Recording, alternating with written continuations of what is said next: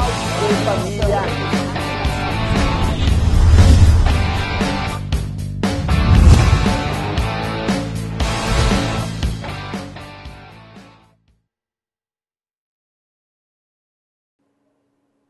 Olá, nessa aula nós vamos tratar do tema Superior Tribunal de Justiça. Vamos analisar principalmente as normas sobre sua composição e suas competências. O nosso artigo de partida, o ponto de partida dos nossos comentários são os artigos 104 e 105 do texto constitucional. Vamos lá? Então olha aqui, ó. STJ, a revisão, artigo 104 e 105 do texto constitucional. A Constituição Federal, lá no artigo 104, fala do Superior Tribunal de Justiça. Lembrando que o STJ, ele foi criado pela Constituição de 88. Antes de 88, nós tínhamos o chamado Tribunal Federal de Recursos, que era o Tribunal Superior da Justiça Federal, que era, na verdade, o Tribunal de Segundo Grau da Justiça Federal.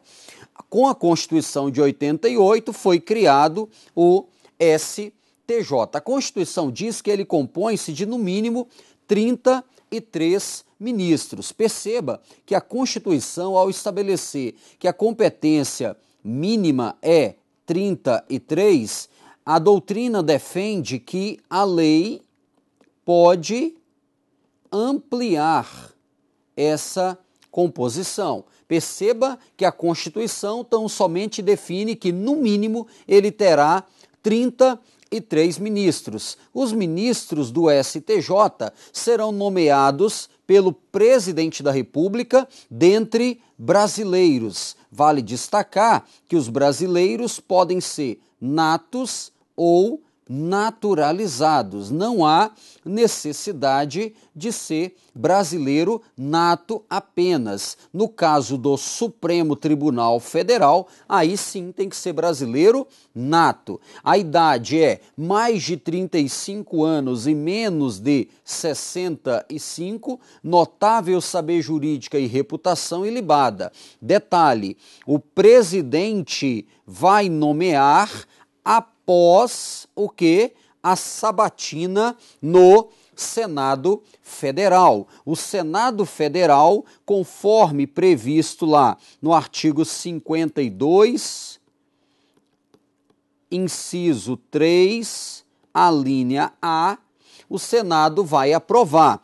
Detalhe, o presidente da República vai nomear, depois de aprovada a escolha, pela maioria absoluta do Senado Federal. Vale destacar aqui o quê? Que a emenda 45 de 2004 alterou essa regra. Por quê? Até 2004, a aprovação do Senado se dava por maioria simples. A emenda 45 de 2004 altera e agora exige maioria absoluta. Maioria absoluta. Vale destacar o seguinte, ó, o Senado Federal, em regra, ele participa desse ato complexo. No caso do Supremo, não, vamos colocar assim, ó, Senado Federal. Ora, ele participa aprovando alguns magistrados, ora, ele não participa. O Senado Federal, ora, participa por maioria absoluta,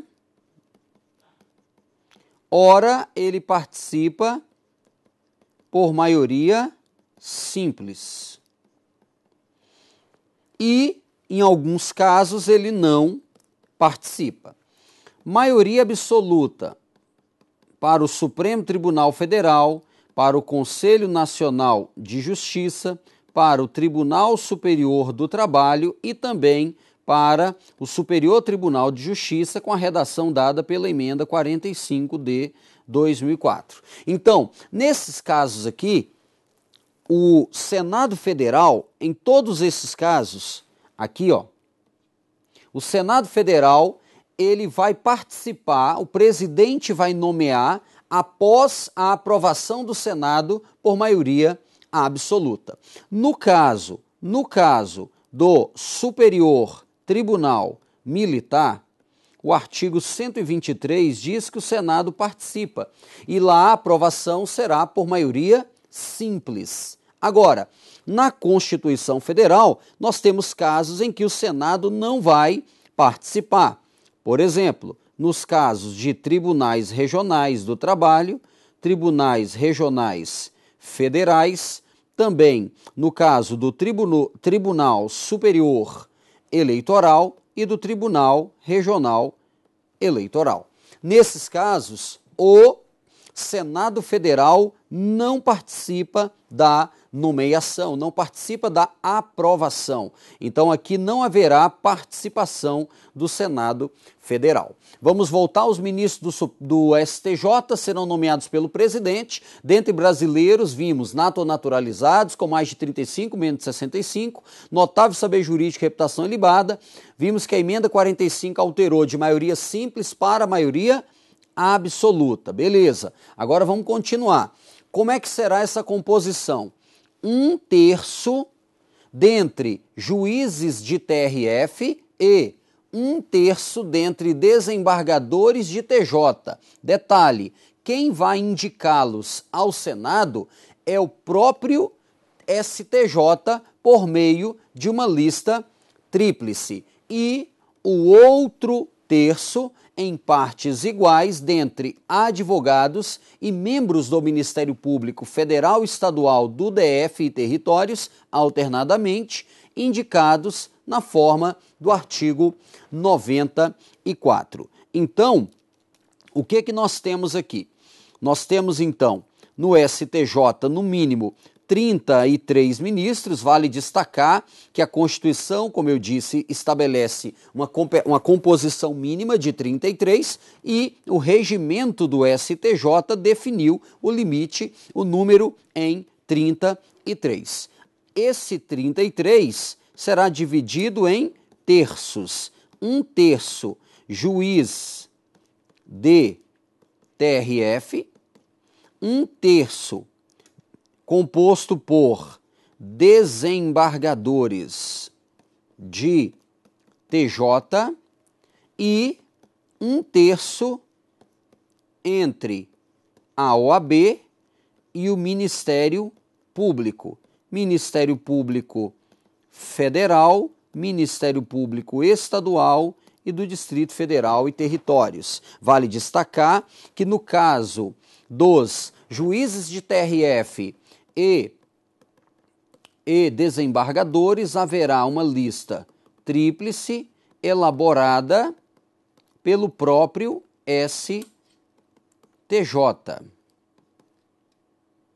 Elaborada pelo STJ. Ele elabora essa lista tríplice e indica os nomes ao Senado Federal. No caso desse último aqui, esse caso, a Constituição diz que aplicar-se-ão as regras do artigo 94. Vale dizer, a OAB ou o Ministério Público, conforme o caso, vai elaborar uma lista sêxtupla, manda para o tribunal, ele reduz para a lista tríplice, manda para o presidente escolhe um, esse nome será submetido à sabatina no Senado Federal e depois o presidente nomeia.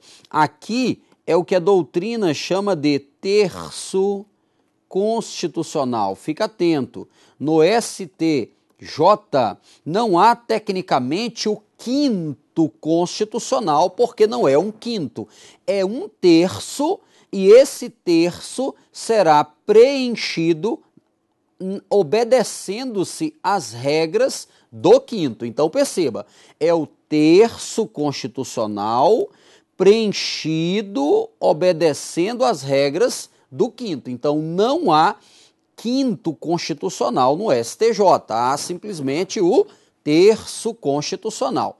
Então, nós temos essa composição. Aqui tem uma decisão do Supremo que é interessante, que é o seguinte, ó, o inciso 1 do artigo 1º da lei tal repete o inciso 1 do parágrafo único da Carta Federal. Vamos voltar aqui, inciso 1, então a lei repete esse inciso, ou seja, um terço do STJ é composto por juiz de TRF e um terço por desembargador de TJ, indicados em lista tríplice elaborada pelo próprio tribunal. Legal. Aí ele diz aqui, ó, impossibilidade de se declarar a inconstitucionalidade da norma sem correspondente declaração de inconstitucionalidade do dispositivo constitucional. A Constituição Federal conferiu ao STJ discricionariedade para, entre os indicados nas listas, escolher magistrados dos TRFs e dos tribunais de justiça, independente da categoria pela qual eles tenham ingressado. A proibição aos magistrados egressos da advocacia ou do MP de se candidatarem à vaga no STJ configura tratamento desigual de pessoas em identidade de situações e criaria desembargadores e juízes de duas categorias. A questão é a seguinte, ó, volta aqui. Um terço será entre juízes de TRF. No TRF, nós temos a regra do quinto constitucional. Então, um quinto do TRF vai ser preenchido pela OAB e o restante pelo Ministério Público Federal. Então, por exemplo, um advogado que ingresse no TRF pelo quinto constitucional se torna juiz de TRF. E o que o Supremo disse é que não interessa se esse aqui, ó, os demais aqui, ó, é por meio de promoção de juízes. Está lá no artigo 107. Promoção de juízes federais. Então, o que o Supremo entende? Que não há que se diferenciar na hora de colocar, na hora de escolher esses juízes de TRF ou os desembargadores, não há que se criar diferença entre aqueles que ingressaram pelo quinto constitucional e os que são juízes de carreira. Então o Supremo entende o quê? Que um terço vai ser dentre juízes de TRF, independente se ele entrou pelo quinto constitucional ou se ele é um juiz de carreira, não interessa. Se ele é juiz de TRF, se é desembargador, está apto a participar da composição aqui do STJ. Muito bem. Ó, a Constituição Federal, com a redação dada pela emenda 45 de 2004, diz que funcionarão junto ao STJ dois órgãos: a Escola Nacional de Formação e Aperfeiçoamento de Magistrados. Essa escola, o que ela faz? Regulamenta cursos oficiais para ingresso e para promoção na carreira. E também funcionará junto ao STJ o Conselho da Justiça Federal. O Conselho da Justiça Federal, o que ele faz? Supervisão administrativa e orçamentária da Justiça Federal de primeiro e segundo grau. Justiça Federal de primeiro e segundo grau, nós temos o TRF mais os juízes federais. Muito bem. Então, ó, junto ao STJ funcionarão a Escola Nacional de Formação e Aperfeiçoamento e também o Conselho da Justiça Federal. Esse conselho é um órgão de controle interno da Justiça Federal de primeiro e segundo grau. Ele é um órgão central e com poderes correicionais. E as decisões do Conselho da Justiça Federal têm caráter vinculante. Vale destacar o artigo 111A, parágrafo 2º. Por quê? 111A, parágrafo 2º, diz que junto ao TST também haverá a Escola Nacional de Formação e Aperfeiçoamento de Magistrados do Trabalho e o Conselho Superior da Justiça do Trabalho. Então, lá no TST, também nós teremos uma disposição análoga a essa do STJ. Agora, vamos analisar as principais competências do Superior Tribunal de Justiça definidas na Constituição Federal. O nosso artigo é o artigo 105. O artigo 105 é o que trata das competências do STJ. Vale destacar que o STJ, ele tem dois grupos iniciais de competência. O STJ, ele tem competência, primeiro, originária, que são aqueles casos em que o processo inicia-se, deixa eu apagar aqui, originária. A competência originária, então, são aqueles casos em que o processo inicia-se diretamente no STJ. Por exemplo, se um governador comete um crime comum, só um exemplo, se um governador comete um crime comum, quem tem competência originária, o processo originariamente já começa lá no STJ. Porém, além de competências originárias, vale destacar que as originárias estão no 105, inciso 1. O STJ também tem as competências recursais que ele exerce por meio de recurso ordinário e de recurso especial. Veja que a justiça comum, nós temos na justiça comum, só para fazer um paralelo aqui e verificar de onde vem, né? O STJ é um tribunal superior e a Constituição diz que ele tem jurisdição nacional. E está lá no artigo 92, parágrafo 2º. Ele tem jurisdição nacional, vale dizer que ele julga causas de todo o território nacional. Então, vamos imaginar que nós temos o juiz de direito e aqui nós temos o juiz federal, que é o primeiro grau da justiça comum.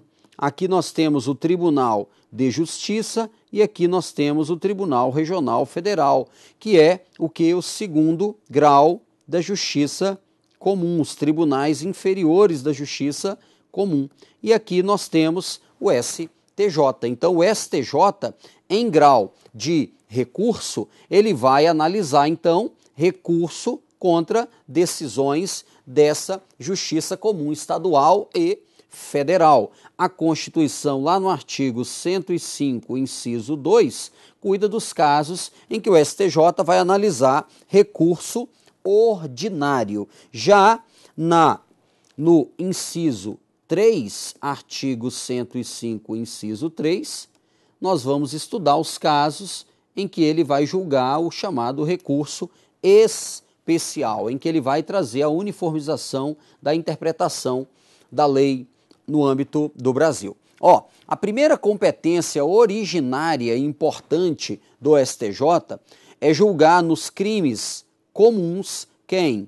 Os governadores. O STJ, nos crimes comuns, julga governador, fica atento, governador de estado e do Distrito Federal. E nestes crimes e nos de responsabilidade, quem? Os desembargadores de TJ, os membros de Tribunal de Contas dos estados e do Distrito Federal. Fica atento, porque aqui ele falou membro de Tribunal de Contas do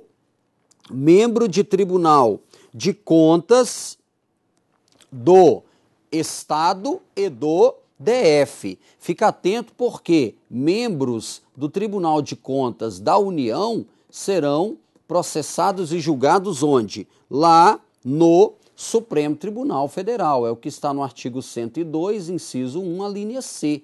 Então, é membro de Tribunal de Contas dos Estados do DF, dos Tribunais Regionais Federais, dos Tribunais Regionais Eleitorais e do Trabalho, os membros dos Conselhos ou Tribunais de Contas dos municípios e os do MPU, fica atento, ó, do MPU que oficiem perante tribunais. Membro do MPU que oficie perante tribunal. Aqui eu tenho que fazer exceto um. Exceto quem? O próprio Procurador-Geral da República. Por quê? Porque o PGR é julgado no âmbito do Supremo Tribunal Federal. É o que está no artigo 102, inciso 1, a linha B. 102, 1B. Legal? Continua comigo, então. Ó, que mais? Aqui tem uma questão interessante, ó. Veja, voltando rapidamente, a questão fala de desembargador. Veja que desembargador tá aqui, ó. Ele tem foro por prerrogativa de função lá no STJ. Foro por prerrogativa de função, desembargador o quê? Aposentado. Ó, exercem jurisdição tão somente os magistrados ativos. A aposentadoria do magistrado, ainda que voluntária, transfere a competência para processamento e julgamento de eventual ilícito penal para o primeiro grau de jurisdição. Então, voltando, fica atento. Segundo o Supremo, o foro por prerrogativa de função aqui do desembargador, e aí pelo princípio da simetria, poderíamos estender essa decisão para os demais, enquanto eles estiverem no exercício da judicatura. Tudo bem? Porque isso é para proteger a independência do poder. Então, enquanto o desembargador, o juiz de TRF, juiz de TRE, juiz de TRT, o membro de um conselho de contas dos municípios ou do Tribunal de Contas dos estados, enfim, enquanto estiverem na atividade, permanece o foro. Mas aposentou-se, aí o Supremo entende que o processo deve ser transferido para o primeiro grau de jurisdição. Continua comigo, ó. A necessidade da autorização prévia da Assembleia Legislativa não traz o risco, quando negadas, de propiciar a impunidade dos delitos dos governadores. A negativa traduz um simples obstáculo temporário ao curso da ação penal, que implica, enquanto durar, a suspensão do fluxo do prazo prescricional. A autorização da Assembleia Legislativa há de preceder a decisão sobre o recebimento ou não da denúncia ou da queixa. Com relação aos governadores de estado, a orientação do tribunal não é afetada pela superveniência da emenda 35 de 2001, que aboliu a exigência de licença prévia, né? Para quê? Para membros do Congresso Nacional. A alteração que, por força do 27, parágrafo 1º da Carta, alcança nas unidades da Federação os deputados estaduais ou distritais, mas não os governadores. Fica atento com essa questão. Veja, o presidente da República, ele somente pode ser processado pelo Supremo nos crimes comuns ou pelo Senado nos crimes de responsabilidade após a autorização de 2/3 da Câmara dos Deputados. O Supremo entende que no âmbito estadual também isso vale para o governador. Ou seja, o STJ somente poderá receber a denúncia após a autorização da Assembleia Legislativa ou da Câmara Legislativa, no caso do Distrito Federal. E o Supremo, por meio desse acordo, entendeu o quê? Que a negativa da Assembleia não significa impunidade. Por quê? Porque o governador, após o mandato, nesse caso, se a Assembleia negar a autorização para o processo, ele vai responder após o mandato. A prescrição fica suspensa e ele responde após o mandato. Vale destacar que a emenda 35, na verdade, de 2001, ela excluiu a necessidade de licença, de autorização para processar e julgar deputado e senador. Vale dizer, o Supremo Tribunal Federal não precisa de licença ou autorização prévia para poder processar e julgar deputados ou senadores. Tudo bem? Vamos continuar? Vem comigo. Ó, vamos lá. Compete ainda ao STJ julgar mandados de segurança e habeas data, mandado de segurança e habeas data contra ato de ministro de Estado, de comandante da Marinha, do Exército e da Aeronáutica, ou também contra ato do próprio tribunal. Vale destacar que esses caras são julgados no crime comum e de responsabilidade, em regra, pelo Supremo Tribunal Federal, julgados, criminalmente, no Supremo Tribunal Federal, salvo se é um crime de responsabilidade conexo com o presidente, aí a competência é do Senado. Agora, julgar habeas corpus, quando coator ou paciente for qualquer das pessoas mencionadas na linha A, veja, coator ou paciente, ou quando coator for tribunal sujeito à sua jurisdição, coator, ministro de Estado ou comandante da Marinha, do Exército, da Aeronáutica, ressalvada a competência da Justiça Eleitoral. Perceba que aqui ressalva a competência da Justiça Eleitoral. Veja uma questão interessante. Quem julga mandado de segurança contra ato de ministro de Estado é o STJ.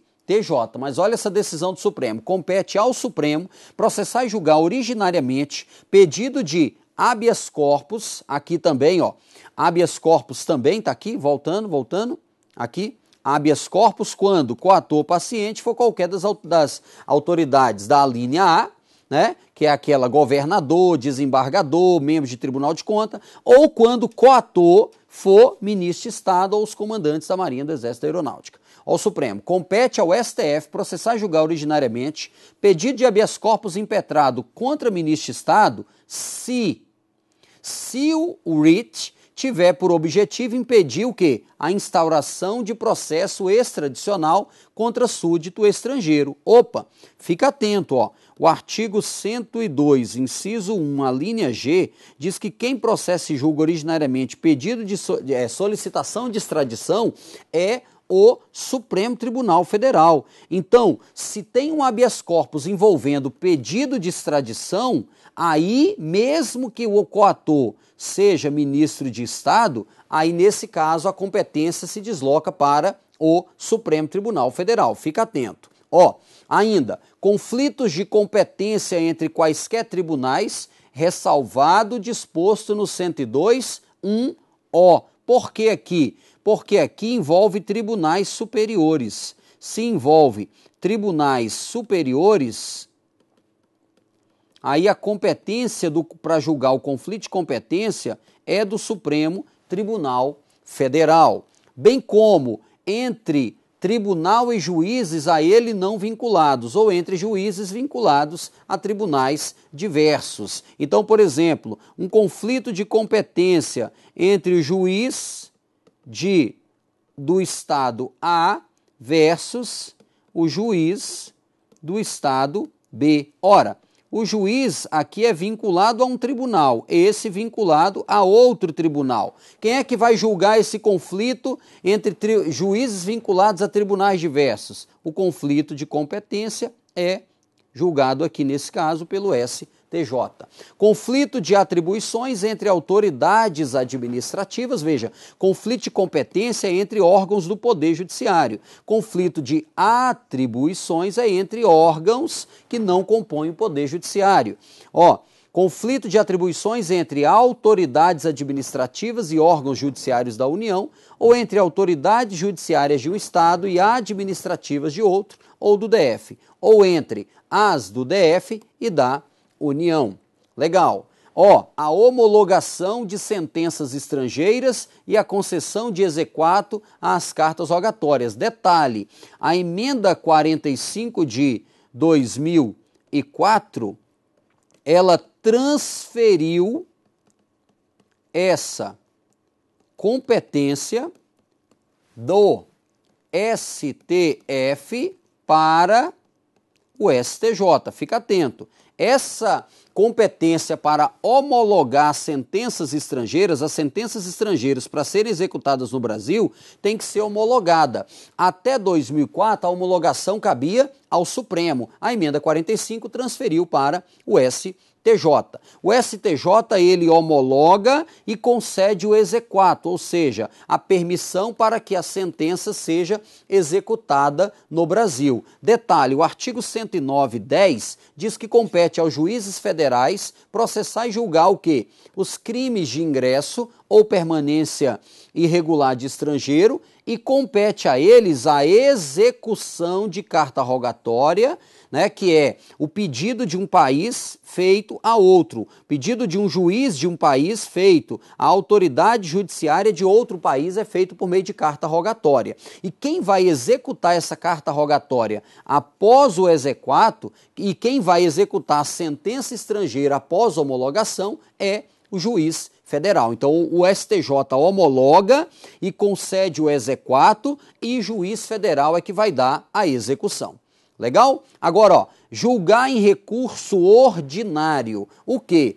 Habeas corpus decididos em única ou última instância pelos TRFs ou pelos tribunais dos estados do DF território, quando for denegatória a decisão. Lembrando que Tribunal dos Estados é o próprio Tribunal de Justiça. Então, o STJ julga recurso ordinário quando? Quando, por exemplo, um TRF, em única instância, denegar um habeas corpus. Também, mandado de segurança decididos em única instância pelos TRFs ou pelos tribunais dos estados do DF, sempre quando denegatória a decisão. Também as causas em que forem partes Estado estrangeiro ou organismo internacional de um lado e do outro município ou pessoa residente no país. Fica atento, aqui é fundamental nós anotarmos o artigo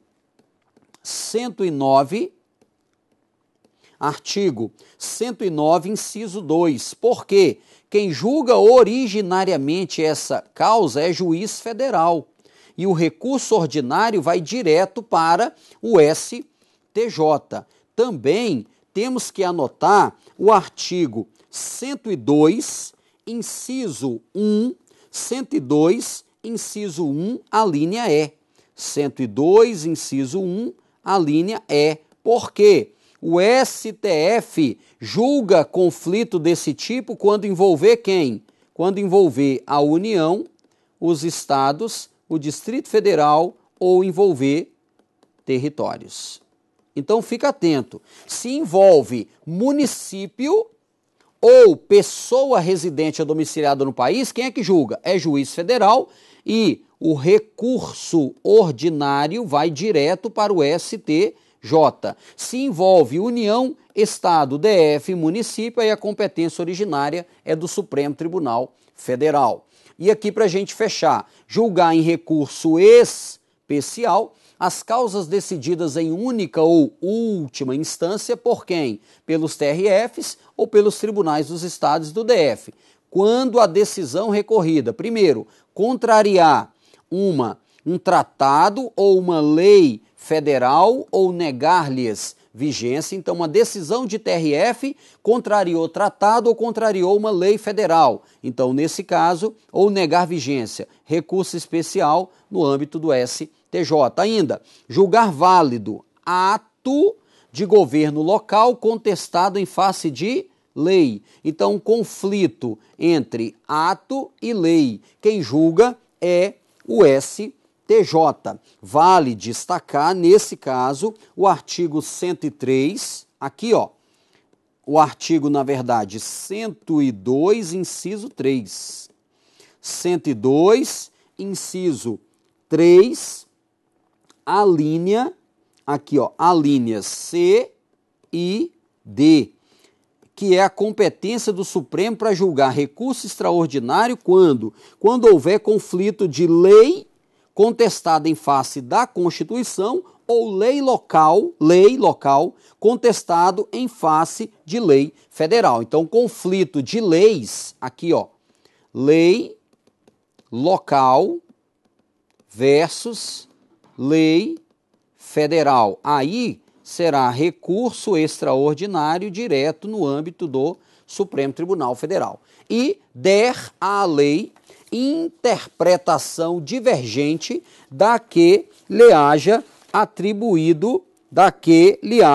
atribuído outro tribunal. Então, todos esses casos aqui cabem recurso especial. Vamos analisar aqui duas decisões: competência para análise de recurso, em que se discute a validade de lei local em face de lei federal, tanto na época da interposição como da alteração constitucional introduzida pela emenda 45, compete ao STF a análise da matéria, conforme o 102.3d. Perceba, conflito entre lei local e lei federal. Quem é que vai julgar? Supremo Tribunal Federal, por meio de recurso extraordinário. E para a gente fechar, ao STJ cabe o STJ, ao negar seguimento a recurso especial com fundamento constitucional, exerceu o controle difuso de constitucionalidade que é possibilitado a todos os órgãos judiciais indistintamente. Em tais casos, só haverá usurpação de competência do Supremo se da decisão da Corte de origem forem interpostos simultaneamente recurso especial e extraordinário. Então o STJ, ele pode exercer controle o quê? Difuso de constitucionalidade. Agora, se forem interpostos simultaneamente extraordinário e especial contra aquela mesma decisão, aí tem que aguardar a decisão do Supremo Tribunal Federal. Tudo bem? Então aqui a gente fecha essa análise, procurei destacar com você as principais competências e também acerca da composição. Depois leia com cuidado os artigos 104 e 105. Um grande abraço e até a próxima.